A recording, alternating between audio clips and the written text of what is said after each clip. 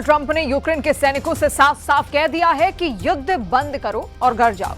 इसे यूक्रेन के लिए बहुत बड़े झटके के तौर पर देखा जा रहा है, लेकिन असली खौफ तो नेटो में फैल गया है और इसीलिए अब सैनिकों की कमी की वजह से बूढ़े लोगों को रिजर्व फोर्स में भर्ती किया जा रहा है।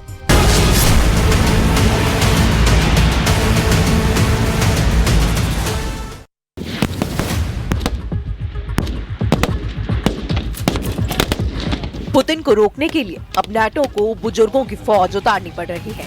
ये है पूर्वी यूरोप में रोमानिया और यहाँ प्राहोवा की एक फायरिंग रेंज में पुतिन को रोकने की तैयारी चल रही है। एक एक सैनिक को गौर से देखिए। नाटो की दीवार बनने के लिए रोमानिया में अब बूढ़ों को उतार दिया गया है। पुतिन के युद्ध को काबू में करने के लिए रोमानिया की फौज हैरान कर रही है। पुतिन की सेना को रोकने वालों में ये है 55 साल के होरिया, एक व्यापारी हैं। ये है फाचू योनस, उम्र 44 वर्ष, बैंक में काम करते हैं। ये है 51 साल के कॉन्स्टेंटिन मार्शल, एक अर्थशास्त्री हैं। ऐसी पूरी बटालियन तैयार हो रही है। पूर्वी यूरोप का देश रोमानिया नाटो का सदस्य है और पोलैंड के साथ उस पर भी रूस वाला खतरा बहुत तेजी से मंडरा रहा है। Amenințări, atât timp cât e un război la graniță, sigur că există amenințări și e bine să fim pregătiți să descurajăm. Dacă nu te pregătești, ești țintă ușoară. Romania में उस युद्ध की तैयारी चल रही है जिसकी कभी शुरू न होने की दुआ पूरा यूरोप कर रहा है। यूक्रेन से होने वाले हर धमाके का खौफ पूर्वी यूरोप में फैल चुका है। जहां जहां बम फट रहे हैं, जहां जहां रूस के ड्रोन अटैक का डर फैल रहा है, वो हर देश इस वक्त बहुत बड़े ट्रॉमा से गुजर रहा है। रोमानिया में हुए धमाके ने इस ट्रॉमा को कई गुना बढ़ा दिया है। रोमानिया की 2 करोड़ की आबादी बहुत ज्यादा तनाव में आ चुकी है। 17 अक्टूबर को हुए इस धमाके की वजह को लेकर पूरा रोमानिया परेशान है, क्योंकि शुरू में लगा कि ये कोई ड्रोन अटैक है, लेकिन अब तक वजह साफ न होने से कई तरह की बातें सामने आ रही हैं। इसी डर का हिस्सा है कि रोमानिया ने अपने बूढ़े लोगों की फौज तैयार करनी शुरू कर दी है। सबको एक एक राइफल थमाई और शुरू कर दी गई निशानेबाजी की practice.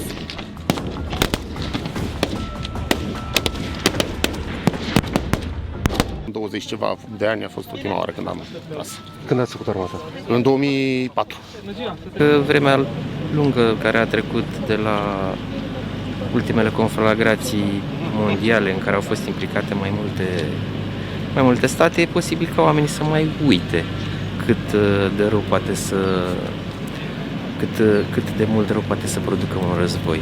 Sperăm să nu ne confruntăm cu așa. Romania ने 2007 में सैन्य सर्विस अनिवार्य करने वाला सिस्टम 2007 में खत्म कर दिया था, लेकिन 18 साल के बाद अब पुतिन के गुस्से ने पूरे यूरोप का ब्लड प्रेशर संकट में पहुंचा दिया है। रूस और यूक्रेन युद्ध के खतरे ने यूरोप को कैसे डराया हुआ है, इसके कुछ आंकड़े आपको हैरान कर देंगे। पोलैंड ने अपनी रिजर्व फोर्स 5 लाख तक बढ़ाने का फैसला किया है। जर्मनी में अब रिजर्व फोर्स बढ़ाने के लिए 6 महीने की आर्मी ट्रेनिंग देने की तैयारी हो रही है। रिजर्व सैनिकों की तादाद 2 लाख तक की जा रही है। डेनमार्क में सबको 4 से 11 महीने की आर्मी ट्रेनिंग देने का प्लान है। इसमें महिलाएं भी शामिल होंगी। फिनलैंड में 9 लाख रिजर्व फोर्स है और ये यूरोप में सबसे तेजी से युद्ध की तैयारी करने के लिए जाना जाता है। नाटो देशों ने 2022 में मैड्रिड में हुई मीटिंग में तय किया था कि रिजर्व फोर्स बढ़ाई जाएगी। पिछले 3 सालों के दौरान नाटो के नेता बार बार मिलते रहे हैं, लेकिन पुतिन के आगे मजबूर नजर आ रहे हैं। पुतिन के खतरनाक हमलों ने इस मजबूरी को कई गुना बढ़ा दिया है। जमीन से आसमान तक नाटो ने अब पुतिन को रोकने के लिए एडी चोटी का जोर लगाना शुरू कर दिया है।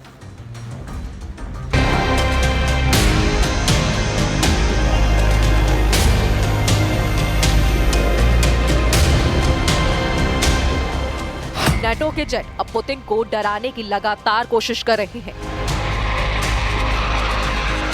नाटो के फाइटर जेट रूस को उसकी हद बताना चाहते हैं। ये फाइटर जेट दावा कर रहे हैं कि नाटो के आसमान में पुतिन की घुसपैठ का मतलब होगा तीसरा विश्व युद्ध। नाटो सोच रहा है कि पुतिन घबरा जाएंगे।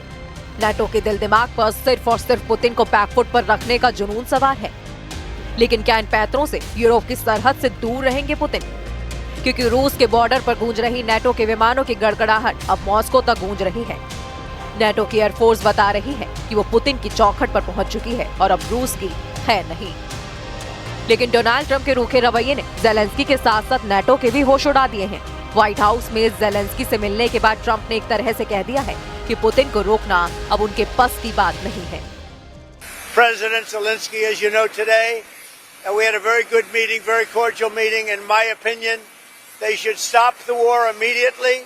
You go by the battle line wherever it is, otherwise it's too complicated. You'll never be able to figure it out. You stop at the battle line and both sides should go home, go to their families, stop the killing, and that should be it.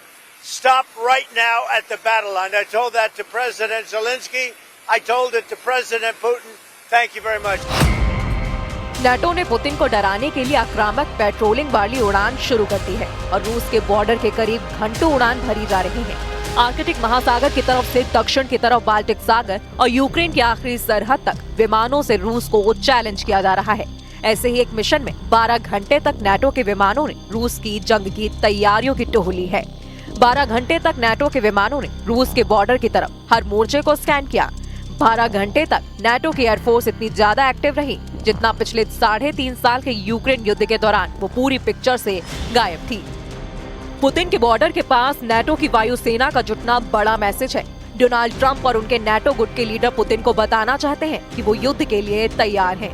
लेकिन ऐसी टक्कर का नतीजा सिर्फ और सिर्फ रूस बनाम नाटो का युद्ध नहीं होगा। ये पूरी तरह से वर्ल्ड वॉर भड़काने वाला कदम है जिसे पुतिन माफ नहीं करेंगे। इस बात की गारंटी रूस बार बार यूरोप को दे रहा है। रूस पर नजर रखने के लिए बड़े टोही विमानों में RC-135 सर्विलांस जेट शामिल है। इसके अलावा P-8A भी शामिल है जो कि आर्कटिक महासागर के आसपास रूस की नौसेना पर निगरानी रख रहा है, जबकि RC-135 नाटो की पूर्वी सरहद पर रूस के कम्युनिकेशन और रेडार सिस्टम को ट्रैक कर रहा है। इन विमानों को एयर कवर देने के लिए नाटो के फाइटर जेट भी लगातार आसमान में मौजूद रहते हैं।